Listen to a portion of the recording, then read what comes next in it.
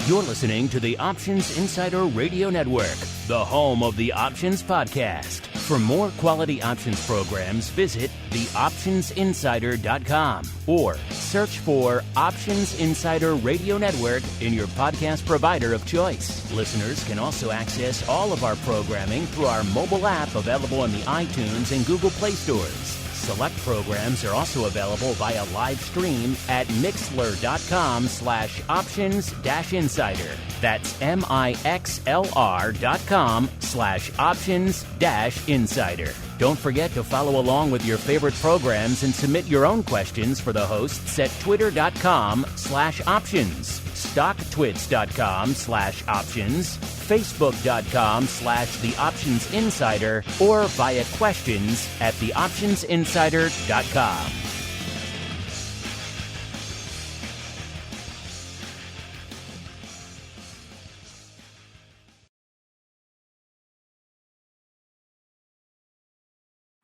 Welcome to Volatility Views, the premier program for volatility traders. Each week, we'll take a deep dive into the world of volatility with in-depth analysis, trading activity reviews, strategy breakdowns, cutting-edge education, and much more. We'll also bring you exclusive conversations with the traders, researchers, and asset managers who are reshaping the volatility landscape. If it involves volatility, then you'll find it on Volatility Views.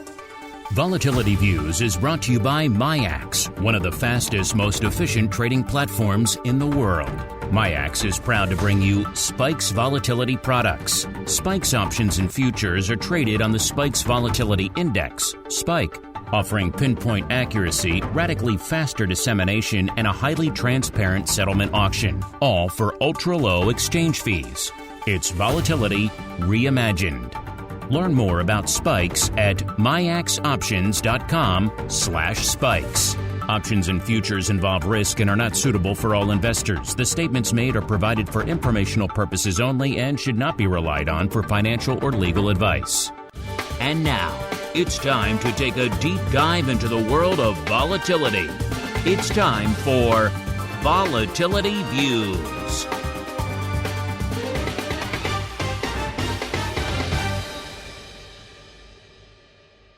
All right, everybody. That music means it is Friday. It is noon Central. It is 1 p.m. Eastern. It is time once again for Volatility Views, the premier program for volatility traders. My name is Mark Longo from theoptionsinsider.com, as well as, of course, from the ever-scintillating Options Insider Radio Network. No matter how you enjoy it on demand, if you're an on-demand listener, make sure you keep rating and reviewing on your platform of choice. Really does help all the new folks continue to discover all the content out there, whether you're out there in the secret handshake club or somewhere in the middle, maybe on the plus or just somewhere else there hanging out. Make sure you keep engaging with the content. We love to hear from you folks at the end of the day. Your questions, your comments, your insights are what help drive the network and fuel it to go forward. So keep sending in those questions and comments. We do love to hear from all of you folks out there. Of course, everybody in the secret handshake club gets bumped to the front of the list there. And of course, let's see who we're hearing from on the old program today. First, let's go out to the land of Texas and volatility, where we are joined once again by the greasiest of meatballs, Mr. Mark SEBASTIAN from OptionPit.com. Mr. Meatball, welcome back to the program, A. And B, how goes the Rock Lobster? I know he was a little under the weather yesterday, sir. Yeah, he's feeling better, so no worries about him. Yeah, we've got ourselves a day, don't we? For how slow it is, there is a ton going on in volatility to talk about, and I can't wait. Yeah, we actually have some stuff to talk about, which is always fun. And joining us to help us break it all down, holding down the MIAX hot seat today, Mr. Matt McFarland, the derivatives, products, and biz dev specialist over there for futures at MIAX. Easy for me to say. Mr. Matt, welcome back to the program, sir. Hey, Mark, happy to be here and looking forward to talking about volatility with you this afternoon. All right, then let's get to it. It is time for the volatility review.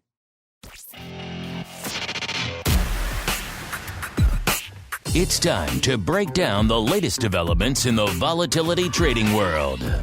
It's time for the Volatility Review.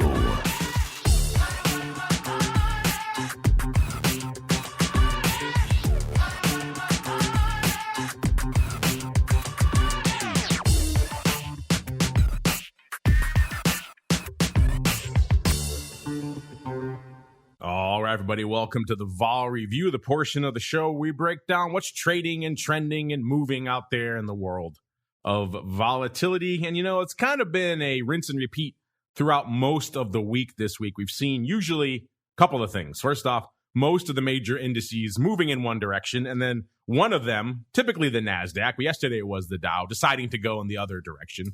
B, none of them really moving a whole heck of a lot in either direction, really slightly up, slightly down, but not a heck of a lot of drive really in one direction or the other. And B, all this kind of middling about is really just raise the red flag to everybody, or just raise the starter gun here for everyone out there who wanted to just crush vol. They were a little bit spooked at the beginning of last week when we saw vol starting to tick up a little bit. People thought maybe the worm was turning. I remember Jim on our last show said, something's got to give at the end of the day. The futures are here. The cash is here. Something has to happen. And it seems like what happened was everything decided to come in. Just everything's coming in this week because we have all of our major vol products off quite a bit from where we were this time last week. So everyone who had a 15 handle in our crystal ball and indeed in our VIX poll this week, looking pretty good out there. Coming into showtime, we have spikes at about 15 3/4, down about a point from where it was this time last show. VIX cash 15 1/4, so threatening a 14 handle, listeners, coming into the start of the show. I mean, that's pretty aggressive, off nearly 1.5 handles from this time last week. I think Jim was the only one who might have been in our crystal ball who had a 15 handle. So, and he wasn't this aggressive, I don't think. VVIX at about a 118. That's actually up 6 points because vol is moving. It is going away, but it is still moving. So a lot to unpack there. Maybe we'll start in your neck of the woods, Mr. Matt, there. We'll get to all the fun future stuff and everything in a second. But before we get there, what's been lighting up your tape and what's catching your eye in the world of volatility these days, sir? A lot. Despite, relatively low volatility and underlying indexes, which are just making new highs by the day. The development of our Spikes futures has been absolutely fantastic. We're having a great month. The average daily volume for Spikes futures in August is over 3,000. We had a record day Tuesday of this week where we traded nearly 5,000 contracts. So, this is a futures contract that only a few months ago was trading zero. So we're making tremendous strides. The liquidity is absolutely fantastic. The liquidity providers that are in our market are some of the most sophisticated liquidity providers that are in the market. Clients are executing trades smoothly, quickly, efficiently. So very, very pleased with the way things are going. The bid-ask spreads are just, a tick wide, 50 to 100 contracts per side. So very excited about the way things are going and, the implications that a liquid underlying futures market has for our Spikes options market as well. Expect to see improvements in market quality there come next month. And when you have improvements in Spikes options, then we could produce things like V spikes or volatility of volatility. So a lot of exciting things coming out of MIAX these days.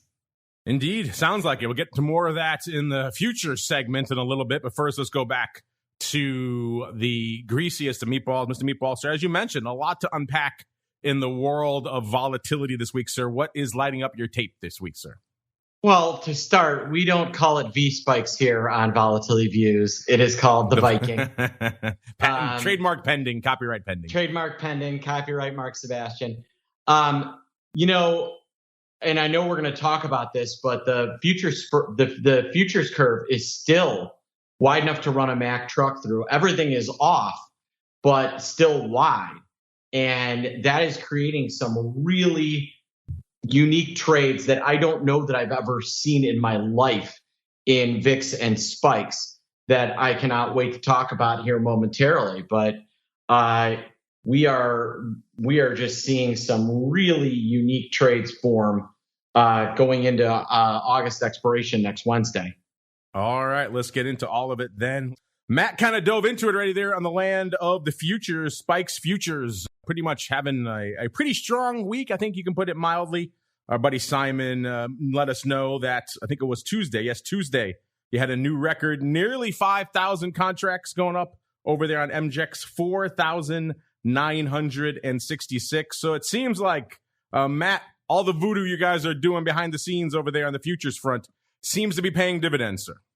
Yeah, and I think it's kind of like the old adage of volume begets volume. It's as the volume numbers have been trending higher, that is capturing the attention of other market participants, and they are starting to join our market. So more and more market participants are coming in each day. So that's resulting in higher volume numbers. It's kind of like a party where, a few people join a party, and then other people will see that there's a party going on and they want to get involved in the party. And that's essentially what's going on in Spikes Futures. More and more folks are getting involved every day, and that's great for the market because the liquidity is strong, and clients can get in and out of the market quite easily. So excited about the developments in Spikes Futures for sure. That's the kind of party I can get behind, because that means, of course, more volume for the underlying means tighter markets for everything, including the options, which we'll get to some of that paying dividends this week as well. But first, let's go back out to the aforementioned vol surface, the VIX futures curve. As Mr. Meatball mentioned, it is looking a wee bit interesting these days. And coming into showtime, we had the AUG future down about 2.5 points from where it was this time last week. So coming in quite a bit. And the SEP future off about 2 points. So we were kind of wondering last week, what was going to happen. And a lot of coming down there, at least on the front portion of the curve. Mr. Meatball, you kind of mentioned that this is setting up some unique opportunities that you haven't really seen before. What is lighting up your tape in the realm of the future, sir? Yeah, I mean, we have 2.5 days of trading left, and the future is still trading at a huge premium to the cash index. The future is about 16.5 in August, and the index is 15.25. That's $1.25 with 3 days to go. Yeah, we've got a little weekend effect, but still that spread is incredibly wide. You'd expect it to be about 50 to 75 cents by now, and it's still $1.25. So there is a good 50 to 75 cents of extra juice in the VIX future. September, despite coming off, is trading 4 points over the cash index.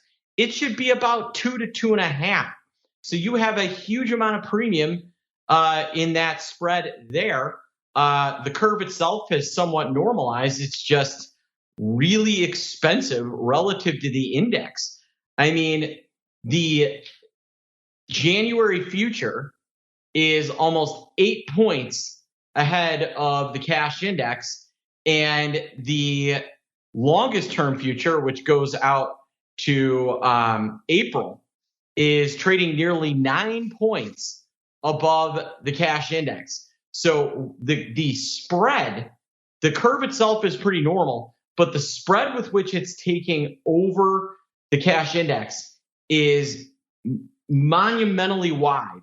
And with what's interesting about August is that with so little time left in August, which sucks out a lot of the time value, relatively low volatility, not super low, but relatively low volatility, and this wide spread, I'm seeing trades develop in the options that you just don't see. And by that, I mean, I can buy straddles underwater. I should not be able to buy straddles underwater. And what do I mean by that? All right. And we could talk about this a little more in the options segment, but the August 17 calls are about 50 cents. The August 17 puts are 95 cents. That adds up to $1.45. Well, 17 minus $1.45, last I checked, is $15.55. All right, so the straddle starts making a profit at expiration beyond $15.55. The index is $15.30. The 18s are even worse. The 18 straddle is about $2. It is trading a full 70 cents above the cash index. I don't know that I've ever seen straddles trading below parity before that are near the money. I don't know that I've ever seen that. And that is the creation of this small amount of time to expiration and this wide curve. Yeah, I'm trying to think off the top of my head of any other time that would be analogous to this. And you're right. I am hard pressed to think of one where we've seen anything like this. Strange times afoot. But again, kind of a bit of a broken record. I've been saying that since the beginning of the pandemic. Something unprecedented is happening pretty much every week. Let's see if we can find something unprecedented out there in the land of the options, as Mark was alluding to. Let's start in the land of spikes. And Matt, I mentioned it sounds like your futures incentives do seem to be paying dividends because we saw some more paper going up. In particular, looks like Wednesday, someone coming in, diving into the spike/VIX erosion train, picking up about 1,000 of the SEP 17 puts, lifting the offer there for 60 cents back when the spike was a lofty 2020. So a lot higher on Wednesday. It's come in a lot just in the last few sessions. So that brings, the size OI positions out there to, we've got, so let's just do a top 5 here. Number 10, we've got the AUG 16 puts. Number 4, we got the SEP 17 puts. Number 3, the AUG 30s, 30 calls. Number 2, the AUG 17 puts. And then number 1 out there are the AUG 20 puts. So, Mr. Matt, it sounds like we've been talking for a while. Are these tighter futures markets going to drive more options paper? Seems like we're seeing that this week, Matt. Yeah, for sure that SEP 19 or SEP 17 puts were the largest trade. And it was actually a customer was a seller of those puts, which I've found that kind of interesting. That really they sold the offer on the puts. Wow, I need to trade more spikes options. Clear. But I think you'll continue to see tighter markets. One of the things we're working on. We've been really focusing on the futures so that we could get better options markets. Obviously, the options markets are only as liquid as, or can be only as liquid as the futures markets allow. And so we've got an incentive program that's going to go into place in September for the options market. So I think you'll start to see tighter options markets come September. But, carrying on the theme that Mark was talking about in terms of steepness in the term structure that you're not only seeing in August, but I've been looking at the spread between SEP and AUK. And at the beginning of the month, on the spikes futures, the spread between the SEP future and the AUK future was around 70 cents today, or at least at the close yesterday, it was around $1.30. So you're seeing more steepness of the curve in that particular segment of the curve, which typically indicates, market complacency or an expectation of lower volatility in the near term. So this 17 put where the client was the seller was kind of an interesting trade in the backdrop of that context. And, Matt, we were just saying how somewhat unprecedented what we're seeing out there in the futures is right now. You spent the lion's share of your career day in, day out around volatility futures. Can you recall off the top of your head another scenario, another time frame that shaped up like this, or is this to you unprecedented as well? Yeah, I mean, I agree with Mark 100%. As I was preparing for the show and I was looking at historical term structures going back, the amount of premium of the expiring contract relative to the index is exceptionally strong right now and highly unusual. So Mark did a great job of highlighting that unusual feature that we're seeing in the market today. Yeah, Matt, you want to know something interesting? I was talking to a reporter on Bloomberg. Do you know what the spread? So in 2020, on February 19th, VIX and Spikes futures expired. You know what the spread was between those indexes and their March future, which had an entire month to go in February of 2020? This is going to shock you. No, yeah, that's right before COVID. Right before the COVID blow up, which really started on that Friday. So you know what the spread was? 75 cents. The VIX was trading 1546, almost exactly where it is now. And the March future which had a month to go, was 75 cents above the cash. Here we are. I don't know that we're going to get a COVID blow up on Monday, and they're trading it at $1.30. It's just unbelievable with 2 days to go. September, 4 points. Yeah, they are still kind of pricing in that other shoe maybe dropping, but you're right. The clock is ticking. And that shoe, if it's going to drop, it's got to drop pretty soon, pretty much over the weekend or on Monday or Tuesday.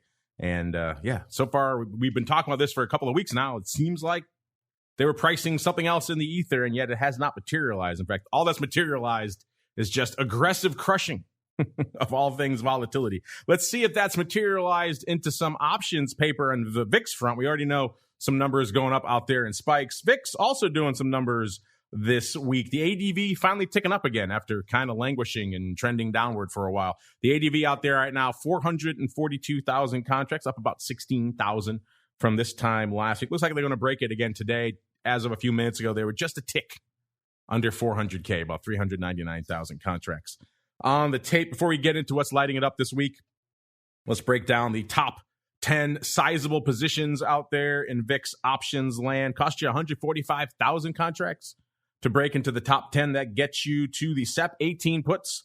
Number 9, 149,000 of the SEP 40 calls. Number 8, $1.49 as well of the SEP 16 puts. By the way, it is still, looks like, still 60-40 puts to calls in the top 10. So it was 50-50 for a while there. Last couple of weeks, it's been 60-40, and that doesn't seem like it's changing this week. Number 7, $1.52 of the SEP 35s for the second of 4 calls in our top 10. Number 6, 162,000 of the AUG 17 puts. Number 5, 171,000 of the September 15 puts. Number 4, $1.77 of the AUG 16 puts. Number 3, 179,000 of the September 17 puts. And then the top 2 are in the call front, which is kind of interesting. So calls dominating the top 10 here. Number 2, 194,000 of the NOV 60s. That strike's been open for a while. Been kind of interesting to watch for a while. And then number 1 with a, I guess you can call it a 22 out there. Not really a large caliber bullet. 218,000 of the SEP 25 calls. So calls still dominating the top 10 if they aren't making up the majority of the positions out there. Let's break down some of the paper out here. Then we'll get the Meatball's thoughts on and anything that really resonated with him. It seemed like a few times this week we were going to be hot and heavy. Remember on the option block, I think it was even yesterday, we were talking about, man, it seemed like a lot of paper was on the VIX tape very early. Going to blow the doors off the ADV, and then it kind of just, that was it for the day. So a lot of that this week. Today, though, looking pretty robust, kind of like it did yesterday. We'll see if that will carry through, if it'll kind of just going to settle out around here again. Right now, 395,000 contracts, 398,000 actually on the tape right now. The most active contract is the AUG 16 put going out on obviously next week on the 18th. 52,000 of those, followed by the AUG 15 puts also next week, 44,000 of those, and almost 31,000 of the AUG 17 puts. Number 4, 20,000 of the November 32 halves. And number 5, SEP 25s with about 18,000 of those. Yesterday, a little bit more paper on the tape, 431,000. I think that's about almost exactly as much as was when we were talking about on the odd block or the option block. I think it was about almost 400K even by then. So not a lot happening in the second half of the day yesterday in VIX.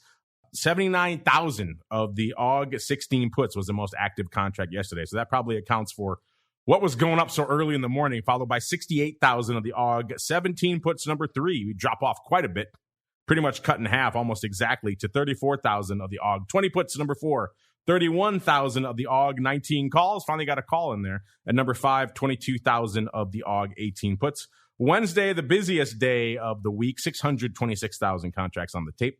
The most active contract that day was actually a call, 48, almost 49,000 of the AUG 20s.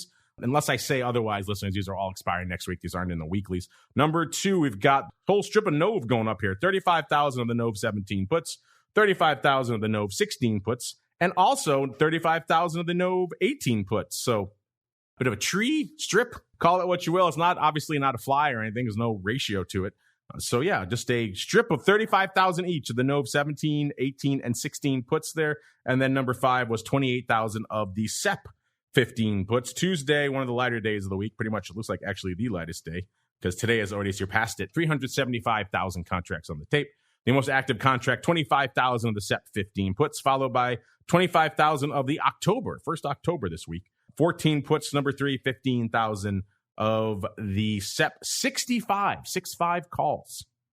Interesting. Followed by 15,000 as well of the AUG 18 puts. And rounding out the top 5 on Tuesday, this is one of the ones we noticed. 15,000 of the NOV 95s. I don't know what it is about November and, shall we say, optimistic upside, but it is rife with it these days. Monday, 400,000 contracts exactly on the tape.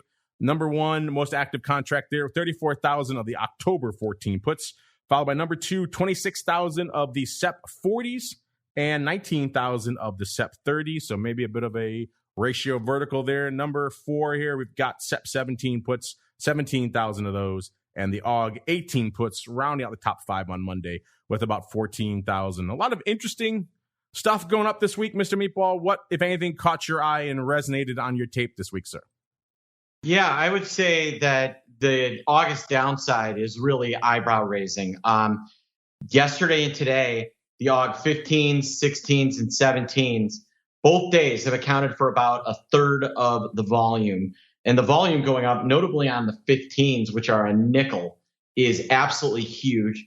We're also seeing, like you said, 50,000 of the 16s going up that expire on Wednesday. So there is big paper swooping up and buying these, gambling on VIX kind of staying where it is or potentially even going lower. Realized vol in SPX is falling off a cliff, so it would make sense to see VIX and spikes fall back. We're seeing paper put on that trade using options for some size.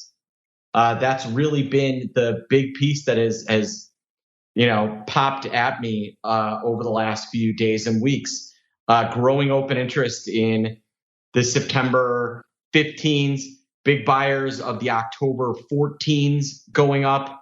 If it costs a nickel, a dime, or 15 cents, they're being scooped up in droves. I used to always say that it was February that was the realm of the crazy / optimistic upside call trades. We would always see those going up in VIX in February for whatever reason. I may have to rethink that. Maybe now it's November. What do you think, Mark? We got the 60s, we got the 95s. It seems like when people are coming out for their crazy upside, it's November these days, Mark. Well, we've had some November surprises. We've had some stuff there. That would put us, if there's going to be another COVID shock, that would probably put us right in the middle of it.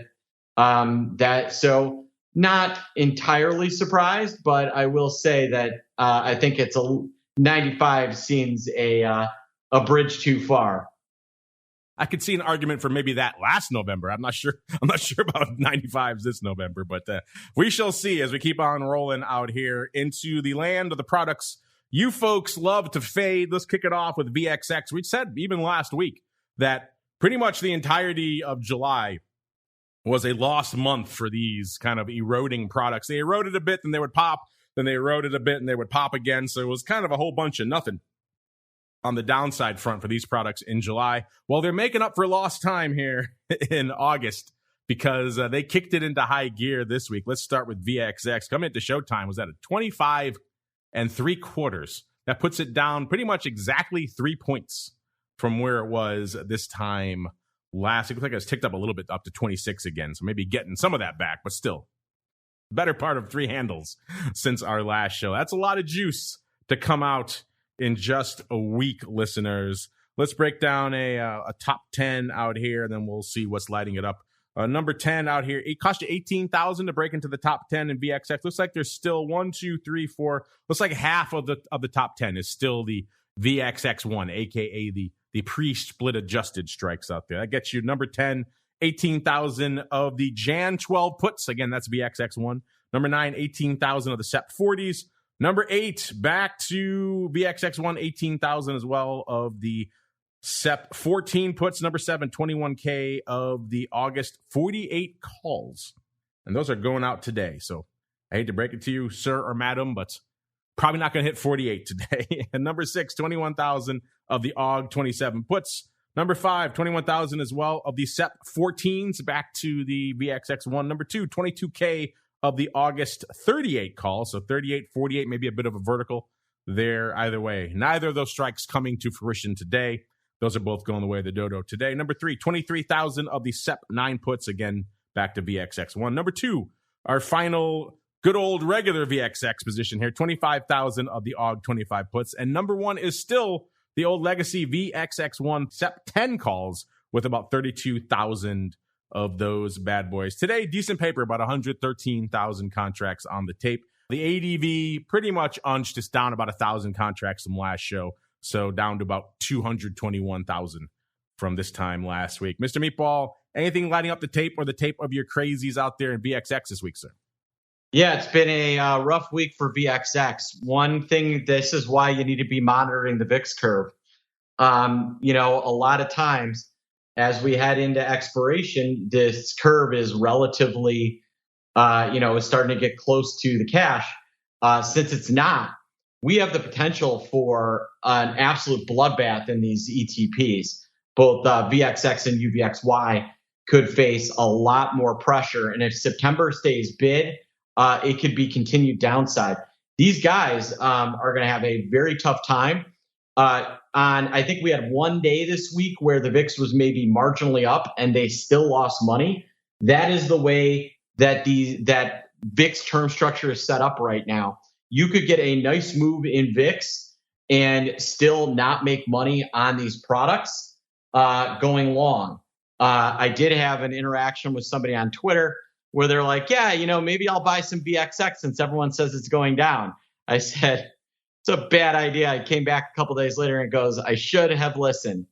The thing to always remember with these products is you don't go long until they start to go up. And that approach continues to pay off this week with VXX. Yeah, you could do a whole show on why you shouldn't be buying this thing in most scenarios, but this was a rough week to be loading up on VXX if that was your inclination. Let's look at what's lighting it up out there today, then we'll move on to another product you folks like to fade. Not a ton of paper on the tape today. Let's see the most active contract in VXX today. The AUG 38s. These are going out next week on the 20th. So these are your regular AUG. 5,600 of those, followed by about 4,000 of the AUG 26s. These are expiring today. And then 3,200 of the AUG 25 half puts. These are going out today as well. 3,000 of the AUG 35 calls expiring next week. And 2,700 of the AUG 27 puts going out today. UVXY seems like it's in a race to go away as well because that one beating VXX this week yet again. VXX off about 3 points. UVXY says, hold my beer. I can do that. And then some, off 3.5 handles from where it was this time last week. Coming into Showtime was at about a 22.5. So intriguing stuff afoot out there as well. Let's see how much paper is on the tape. It was a decent day, about 65,000 contracts so far. That's pretty much almost exactly half of its ADV, which is about 134,000. Like VXX, that's pretty much unched from last week, down about 1,000 contracts from last week. Let's break down the top 10 out here in UVXY as well. Remember, these are a little bit smaller positions. It's not VIX after all. Number 10, 5,400 of the Jan 4 puts. Same deal with UVXY. We have 1, 2, 3, 4, 5, 6, 7. 7 of the top 10 positions are pre-split adjusted UVXY1. So just bear that in mind as we break these down. Number 10, 5,400 of the Jan 4 puts. Number 9, we have 5,600 of the SEP 30s. No, these are all VXX1. Interesting. Number 8, 5,600 as well of the SEP 4 puts. Number 7, 6,000 of the SEP 1 puts, 1.0 puts. Number 6, 6,200 of the Jan 10 calls. Number 5, our first of 3 actual UVXY contracts in there. We got 6,500 of the AUG 25 calls. Then back to UVXY1. Number 4, 7,000 of the SEP 5s. Number 3, 9,300 of the Jan 1s. Number 2 and 1, finally back to good old regular American UVXY here. 10,000 of the AUG 70s. That's right. This is my favorite strike. It persisted. There were some open last week as well. Those have now gone the way of the dodo. We talked about this. Someone has this strange August 70 call strip on every week. They have a ton of them. And those are still open. Obviously, last week's went the way of the dodo. This week, we have AUG 70s expiring today. 10,372 of those for number 2. And number 1 with the bullet out there in UVXY, 11,794 of the AUG 70s expiring next week. This persistence on the 70 strike in August just flummoxes me. I don't understand what is going on out there. I need to dig into those strikes a little bit more and see exactly what they're putting up. Hope to God they're selling these. I can't imagine they're getting much for them, but they seem to be opening new ones all the time. So yeah, that's just yet again weirdness afoot at the top of the UVXY chain. Mr. Meatball, same question I have for you as always. First off, what's lighting up your tape out there in UVXY? And B, the other question I always have for you, how many of these AUG 70s did you buy this week, sir? I mean, I just backed up the truck. You can't lose on the August 70s in UVXY. I mean, there's very few foolproof trades I can ever recommend in the history of this network, 15 years. Buying the AUG 70s, I'm hard-pressed to see how you go wrong with those, sir. Yeah, no, it's just been an obliteration. We were long puts in several products this week that paid out really nice returns. There's some really, you can do the math on how much this product is losing on a daily basis and come up with some pretty nice trades to fade this thing that are pretty low risk and high reward. Been doing some of that. I was looking at the August 22.5s that expire next Friday. They're about 95 cents. Those look relatively inexpensive. And if you go further out, the September 18 puts for 75 cents are really inexpensive given how much this thing could actually lose over the next 5 weeks of trading. It could be really, really ugly. This thing could be to $15 by September with how wide and crazy this curve is. Just reverse split to 40. They may almost have to think about doing it again soon at this trajectory here. Insanity.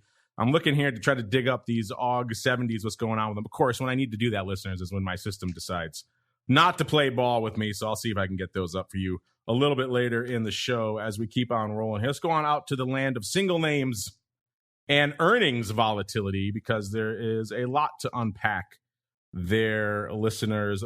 Action-packed week here this week. Some names you may have heard of popping off this week. Monday, we had AMC. Tuesday, we had Coinbase. Wednesday, we had Wendy's, Neo, eBay, and Bumble. Thursday had the Diz, that magical company that managed to rally during a year when their parks were closed, when they had no major movies released, when sports were pretty much off the air, so ESPN was struggling. And all they had was Disney Plus, and yet they somehow managed to rally hard over the entirety of that year based almost solely on Disney Plus. It's a pretty magical feat that they pulled off there over the analysts. I'm impressed. And they had a good numbers again this week as well. And Airbnbs, let's break down some of these earnings move results, and earnings season reports for you guys. As always, can get these for yourselves, theoptionsinsider.com. Click on the options news and articles tab, and you are off to the races here, listeners. Let's just see. We had BIDU. These were yesterday before the bell. 165 was where that stock was going into their announcement. They were pricing in 4.7%. They delivered 4%, so a little bit of underperformance there. Palantir, that's one of the few rays of sunshine for those out there looking for the worm starting to turn in earnings volatility. They were, yesterday before the bell as well. 22.35 is where they were going into their announcement. They were pricing in 8.4%. They delivered, get this, listeners, nearly 15%, 14.9%. And they are trading today right around $25. So they're still up almost 270 from that level. So yeah, a good run out there in Palantir. Let's go out to Bumble. They were earlier this week as well. They're the female-centric dating app. Hard to believe it took them that long to come up with that idea. That seems like a no-brainer, but hey, Bumble got there and they turned it into a pretty profitable IPO. Not a lot of track record for them on the earnings front, obviously. So let's see how they performed. They were after the bell on the 11th. They're trading 47.67 going into their announcement. They were pricing in a whopping 9.2%, and they delivered 4.3%, listeners. Let's see. Yeah, they were 4.3%. They are still up, though, from they're at 50 and a quarter. So they're up around, looks like $2.50 from that level there. Okay, and then NEO name that, usually a stalwart for options volume, for options activity, and they were on the 11th after the bell as well. They're right around $44 when they went into their announcement. They were pricing in 7.1%. They delivered 2.5%. They have moved a little bit more since then. They've sold off a bit. That was at 42.88. They're down to 41.21. So they're looking a little bit better, a little bit closer to their straddle. But then again, these reports are taken in pretty much the immediate post-earnings blush out there. So if you hold them till expiration, things change a little bit. eBay, another name that usually can deliver a little bit of action out there. Let's see how they performed. eBay 68.02 is where they were going into their announcement. They were pricing in 5.7%. They delivered at the time 1.2%. Looks like they have since swung. They're upsized today, up 4 points. So something is going well in eBay land today, up trading nearly 73. So now if you factor that in, they're up about almost $5 from where they were on their announcement. So that seems like they actually have outperformed. So again, it's a bit of a frame of reference issue as well. All these reports are run off the immediate kind of vol crush after the announcement. But if you expand that frame of reference a little bit longer to expiration, or at least till the Friday of that week, things change a little bit. And eBay seems to be one of those names that is bucking the trend out there as well. Still, overall, the season looking better than past seasons. Last few seasons, we've been around 60-odd, 70-odd percent, sometimes 50-odd percent. This season so far, winding down at about an 82% right now. So that's actually impressive. We'll see if we can maintain that. I have a feeling the answer is probably no, and they usually revise these. The numbers usually come in. But we shall see. Speaking of seeing, let's look really quickly. I managed to pull up the data on these UVXY AUG 70s here. And it looks like they went up. Let's see, they took some off on the 10th this week. They had more open. They took some off. And then looks like they initiated a lot of this position back on July 30th and August 2nd. It does seem like they were actually selling these, thank God, because if they were buying these, I would have to question what they got. 26 cents for these things, 25 cents. They sold the AUG 70s for in UVXY back on August 2nd. Wow. That's actually a lot more juice than I would have assumed. That, if you're curious, listeners, that's a 208% volatility. So, Mr. Meatball, sounds like you're missing out on the blasting away at the AUG 70s train here, sir. There's some juice to be mined in those hills, sir. Indeed, there is. There is a ton of juice to be mined. So, it's a real good opportunity to do some overwriting there. I mocked this guy. I take that back. I tip my cap to you, sir. You found a little nugget, a little gold mine here in UVXY. No wonder why he's going back out to that strike week after week. He's like, you know what? Hey, if they're going to give it to me, I might as well take it. So well done to you, sir. Let's see if we can extend that congratulations to the listeners, because it is time for the volatility voicemail. It's time to share your thoughts and opinions with your fellow volatility traders. It's time to check the volatility voicemail. Make your voice heard by dialing 779-669-4VOL. Posting a comment on the optionsinsider.com, sending an email to questions@theoptionsinsider.com, or posting your questions to twitter.com/options. or facebook.com/theoptionsinsider. All right, let's get to it. First off, it's coming down to the final minutes here for our poll. You guys were coming in hot and heavy. This was a fascinating one to watch play out this week. We gave you guys, we always have the opportunity, if you're listening live or listening after the fact, to send in your prognostications for vol views, but we thought we would open it to the wider public this week. So we put out a poll this week, said, hey, if you want to play along with the crystal ball, what's your prognostication for where VIX will close at the end of the week? And we made it even easier for you. We just gave you ranges. Don't have to pick an exact number like we have to do here on the show. Gave you 4 ranges: below 16, 16 to 17.5, 17.5 to 19, or above 19. And again, how this has played out has been fascinating to watch. Maybe Mr. Matt will go out to you first. Again, this has been fascinating to watch. We asked our audience where they thought VIX would close. We know where we are right now, but remember, this poll was live throughout the entirety of the week. So I'm curious for you, sir. Where do you think our audience lined up this week? Was it below 16, 16 to 17 half, 17 half to 19, or above 19, Matt? I suspect that folks would think it would be below 16. I think that, earnings are largely out of the way. You've got COVID vaccinations probably going to increase because of mandates, employers requiring it, schools requiring it. So maybe COVID's getting under control a bit. Steep term structure, all those things kind of summer months, all those things kind of pointing towards higher highs in the S&P 500. So all those things pointing to lower volatility. So I think I'm going to go with lower than 16. Interesting. I could see why you might think that. Mr. Meatball, you've had some time to weigh in on this a few times this week, or at least once. Has your thought evolved, or where do you think our audience is lining up, sir? Well, as I stated on Monday, I thought we were going to end up below 16. I said that on Option Block despite my vol views prediction. And the audience is with me because the audience is smart enough to know they shouldn't disagree with me, except for when it comes to my prediction for volatility. You might think that folks would be piling in at the end of the week here to load up on below 16 and drive it up.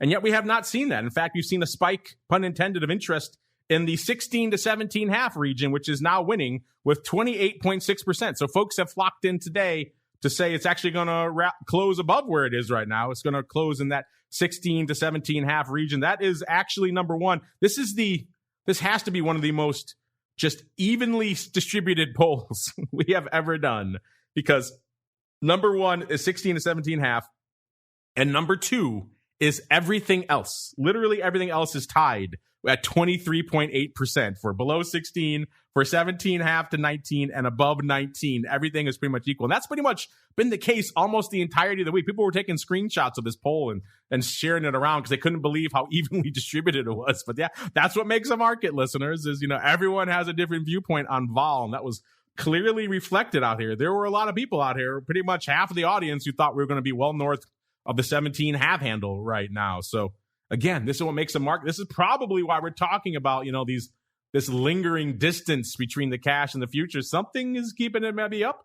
I think we're seeing that in that poll as well. There is still obviously some concern, some belief on some potential upside there in the relatively near future. So even today, people are still flocking into 16 to 17 half. They think something's going to drive VIX and spikes up. We shall see. They could very well be right.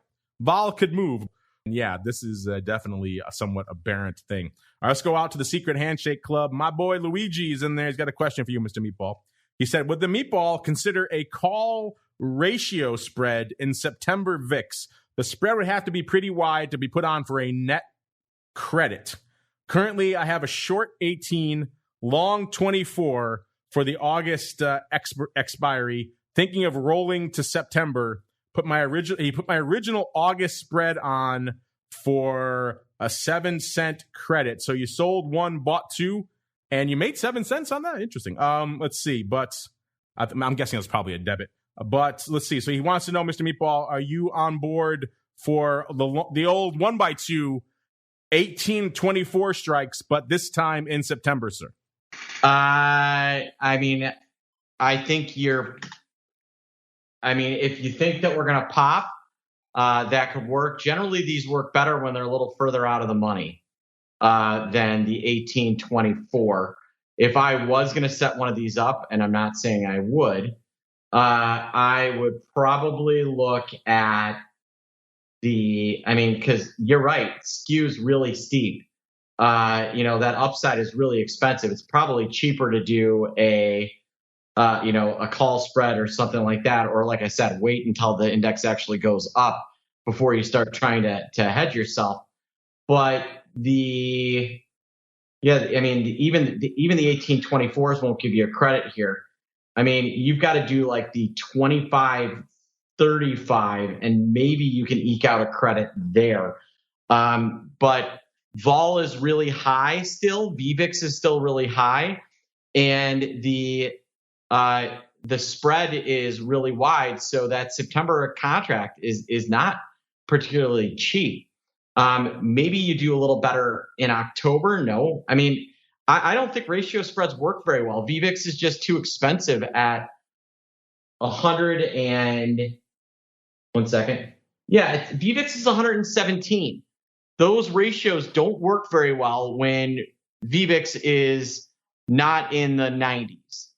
Yeah, I have to concur, Mr. Luigi. And by the way, he says you put it on for a 7-cent debit. That makes more sense. I did not think I'd be very impressed if you got a credit for that. And speaking of looking for credits, that's going to drive you nuts. You're not going to get a credit the way things are out there. I think you have to put it on so wide to get a credit. I mean, that's madness. You don't want a 10-point wide 1x2 right now. Just think of all the things that could go wrong in that 10-point handle. You're going to have all these risks just for a couple of cent credit.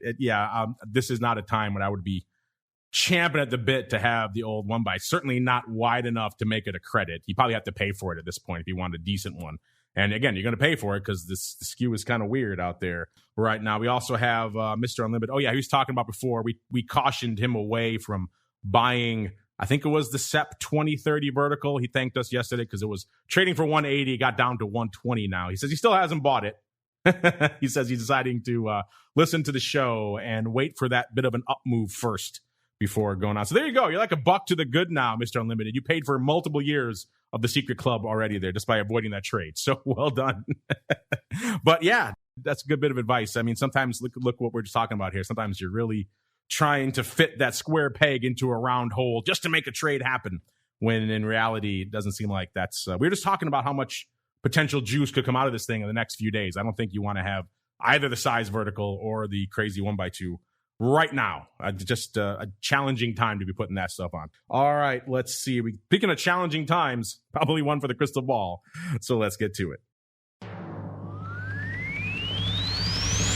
It's time to peer into the future and reveal what the volatility gods hold in store. It's time to look into the crystal ball.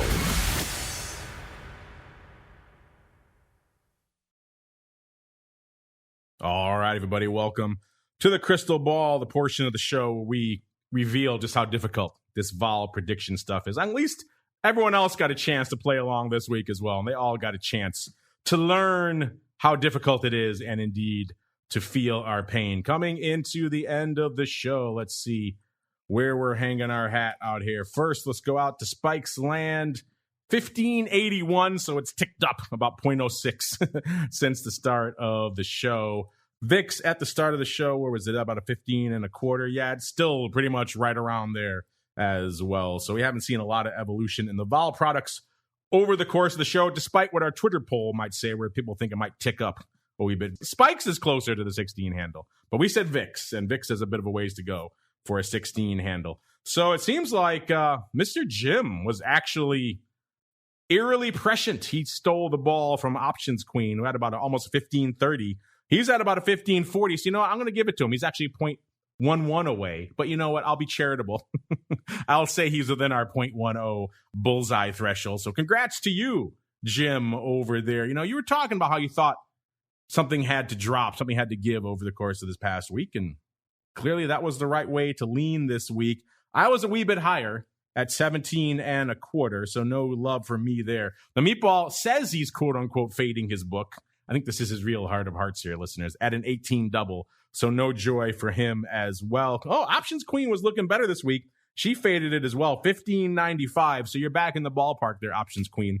Congrats to you. You were closer than me. Mr. Unlimited, 17.88, so no joy for him. A bunch of others chiming in. Vixer, that's a new one. I haven't seen that before. 19.06. JJ, 18.35. No love for him. Allen, a bunch of 16 handles in here. 16.67, 16.35, so on. A lot of people had a 16 handle, but no 15 handles. So congrats. Good effort to everyone who played this week. Looks like Options Queen was the closest out there in the listening audience. And of course, looks like none of our broader Twitter audience won, because they were all on the, well, not all.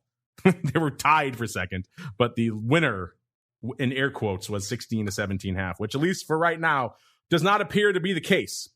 So let's see. Let's go on out to this week. Mr. Matt, I will spare you the indignity of having to guess unless you really feel like it. So if you do, let me know. But let's go on out. Mr. Meatball, I was closer than you, but only in air quotes. So I'll be charitable.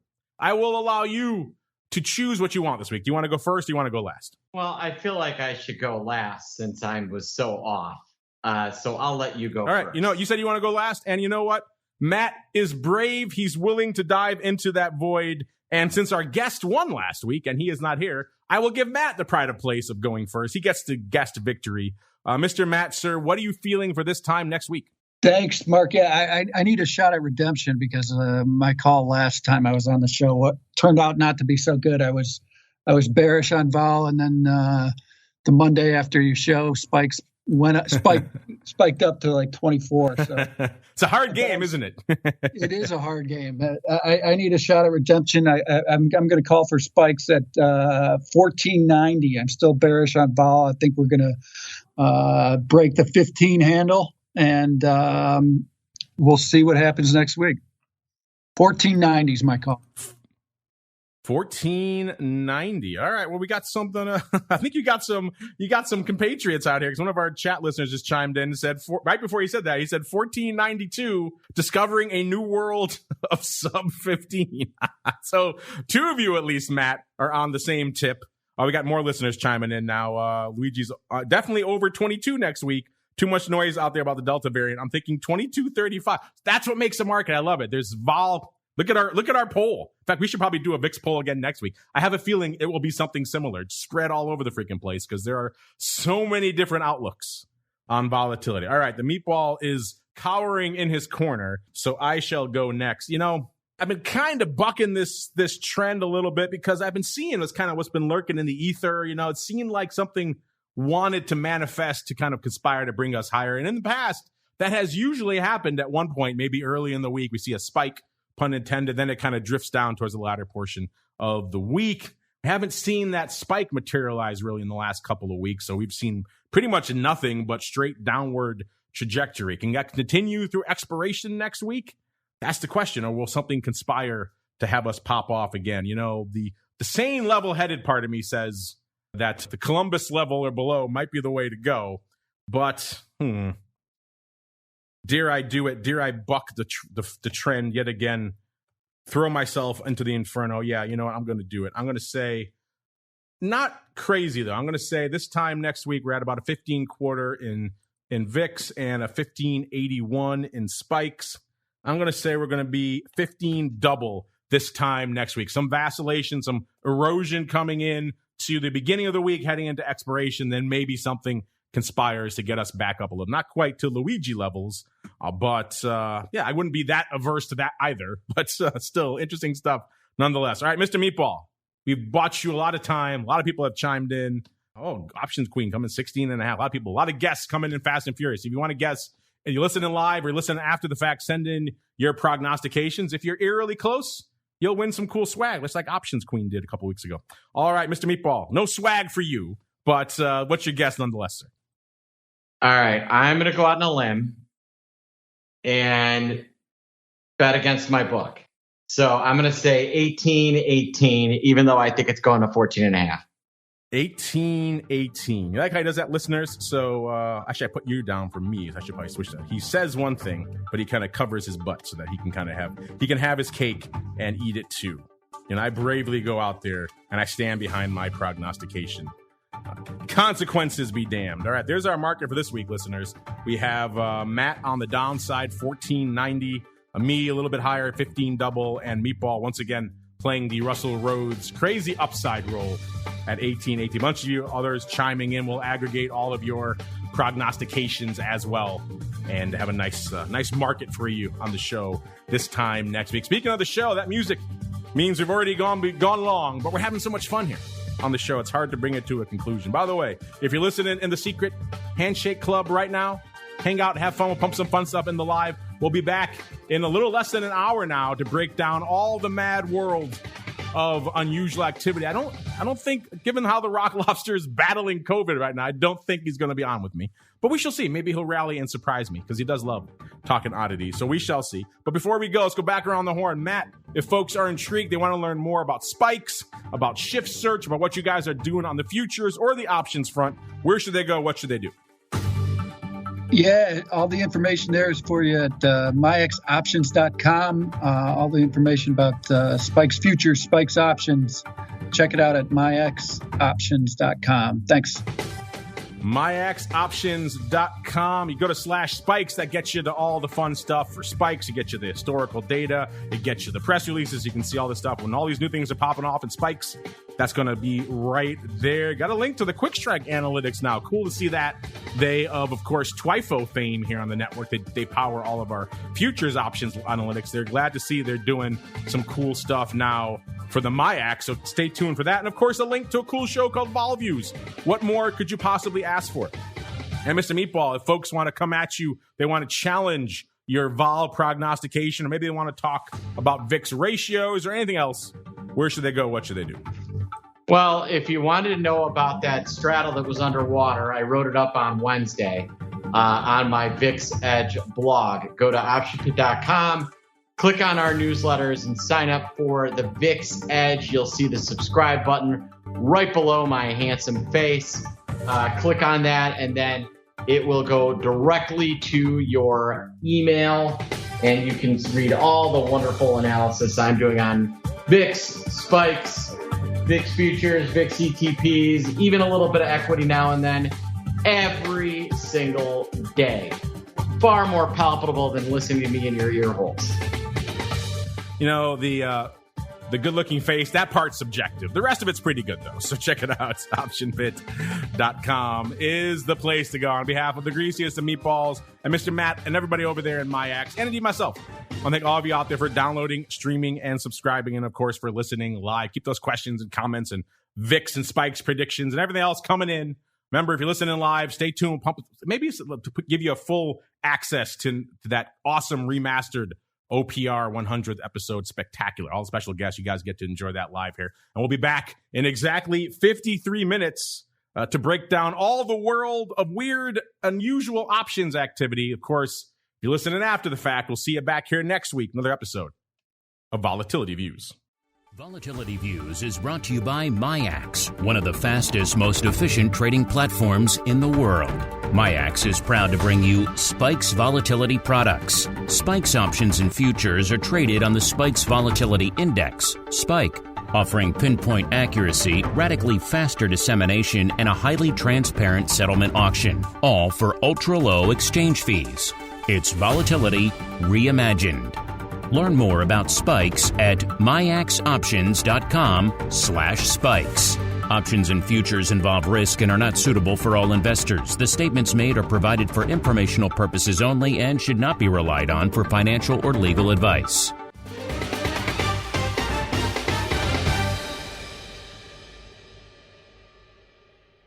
You're listening to the Options Insider Radio Network, the home of the Options Podcast. For more quality options programs, visit theoptionsinsider.com or search for Options Insider Radio Network in your podcast provider of choice. Listeners can also access all of our programming through our mobile app available in the iTunes and Google Play stores. Select programs are also available via live stream at mixlr.com/options-insider. That's MIXLR.com/options-insider. Don't forget to follow along with your favorite programs and submit your own questions for the hosts at twitter.com/options, stocktwits.com/options, facebook.com/theoptionsinsider, or via questions at theoptionsinsider.com.